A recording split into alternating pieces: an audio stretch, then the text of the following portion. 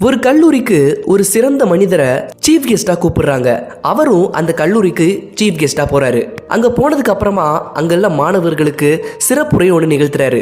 அந்த சிறப்புரைக்கு அப்புறமா உங்களுக்கு ஏதாவது கேள்வி ஏதாச்சும் இருந்தா கேட்கலாம் அப்படின்னு சொல்றாரு. அந்த கூட்டத்தின் மத்தியில ஒரு மாணவர் எழுந்து அவருடைய கேள்வியை கேட்கிறாரு. ஐயா, எனக்கும் எங்க குடும்பத்துல ரொம்பவே கஷ்டம் இருக்கு. என் வாழ்க்கையில எவ்வளவு கஷ்டத்தை நான் கடந்து வந்தாலும் மீண்டும் மீண்டும் கஷ்டம் வந்துகிட்டே இருக்கு.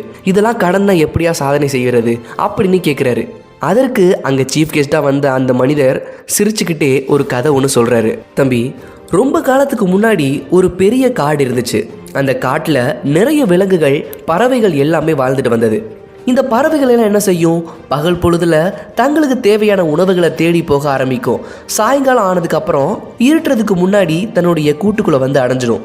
இந்த மாதிரி தான் அந்த பறவைகள் அந்த பகல் பொழுதுல தங்களுடைய உணவு தேடி அலைஞ்சிட்டு இருந்துச்சு. அப்படி இருக்கும்போது அன்னைக்குன்னு பார்த்து வானம் கருத்து மழை வர ஆரம்பிச்சிடுச்சு. மலையில கொஞ்சம் கூட பறக்கிறதுக்கு திறன் இல்லாத பறவைகள் எல்லாம் எங்கேயாவது மறைவிடம் கிடைக்காதா அப்படின்னு தேடிட்டு மறைவிடமா ஒரு இடத்துல மறைஞ்சு உட்கார்ந்துருச்சு. பறக்கிற திறன் கூடிய எல்லா பறவைகளும் தங்களுடைய கூட்டை தேடி பறக்க ஆரம்பிச்சிடுச்சு. ஆனா அங்கிருந்த ஒரே ஒரு பறவை மட்டும் மறைவிடத்தையும் தேடல, அதோட கூட்டை நோக்கியும் போகல. அதோட இறக்கையோட பலத்தை பெருக்கி அது இதுவரைக்கும் பறந்துட்டு இருந்த உயரத்தை விட இன்னும் அதிகமா மேலே பறக்க ஆரம்பிக்குது. அந்த பறவை தான் கழுகு. அப்படி அந்த பறவை பறந்துட்டு இருக்கும்போது கீழே தங்களுடைய கூட்டை நோக்கி போயிட்டு இருக்க பறவைகள் எல்லாம் மனசுல நினைச்சுச்சான், என்ன இந்த கழுகு, இதுக்கு அறிவே கிடையாதா? மழை வரும்போது ஒழுங்கா வீட்டை தேடியாச்சும் போகணும், இல்ல மறைவிடத்துலயாச்சும் போகணும். இப்படி ரெண்டுமே பண்ணாம வேகமா மேல பறந்துட்டு இருக்கே அப்படின்னு நினைக்குது. இன்னும் சில பறவைகள் மற்றவங்கள்ட்ட சொல்லிட்டும் போய்கிட்டு இருக்கு. ஆனா அந்த கழுகுக்கு இதை பத்தியெல்லாம் கவலையே இல்லை. மலையில நனைஞ்சுக்கிட்டே 2 மடங்கு பலத்தோட மேல பறந்துகிட்டு இருக்கு. இப்படி பறந்துகிட்டே இருந்த அந்த கழுகு வானத்துடைய மேகங்களுக்கு மேல பறக்க ஆரம்பிக்குது. நம்ம எல்லோருக்குமே தெரியும், மேகங்களுக்கு கீழே மட்டும்தான் மழை பெய்யும், மேகங்களுக்கு மேல மழை அப்படிங்கிறது வராது அப்படின்னு. இந்த கழுகானது அந்த மேகத்துக்கு மேலே போகுது. அதன் மேலே ஒரு சொட்டு மழை நீர் கூட படலை. அந்த மழை நீர் அதன் மேலே படாம அது மீண்டும் இரை தேட ஆரம்பிக்குது அந்த கழுகு. இது போலத்தான் நீங்களும் இருக்கணும். மழை வருது அப்படிங்கிறதுக்காக மறைவிடத்தை தேடி மறைஞ்சிடக்கூடாது.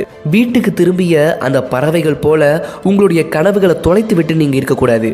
எப்படி அந்த பிரச்சனைக்கும் மேலாக அந்த கழுகு பறந்துச்சோ அது போல உங்களுடைய பிரச்சனைகள் எல்லாத்தையும் உங்களுடைய காலுக்கு கீழே போட்டுட்டு மேலாக பறந்து போகணும்.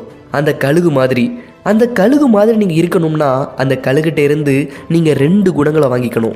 மலையில நனைஞ்சு மேலே பறந்துட்டு இருக்கும்போ மற்ற பறவைகள் எல்லாம் கூட்டுக்கு பறந்துட்டே இருக்கே, நாம மட்டும் இப்படி மேலே பறந்துட்டு இருக்கோமே, நம்மளுடைய முடிவு சரியா அப்படின்னு அந்த கழுகுக்கு எப்பவுமே பயம் வந்ததில்லை. அந்த அளவுக்கு கழுகுக்கு மன வலிமை உண்டு.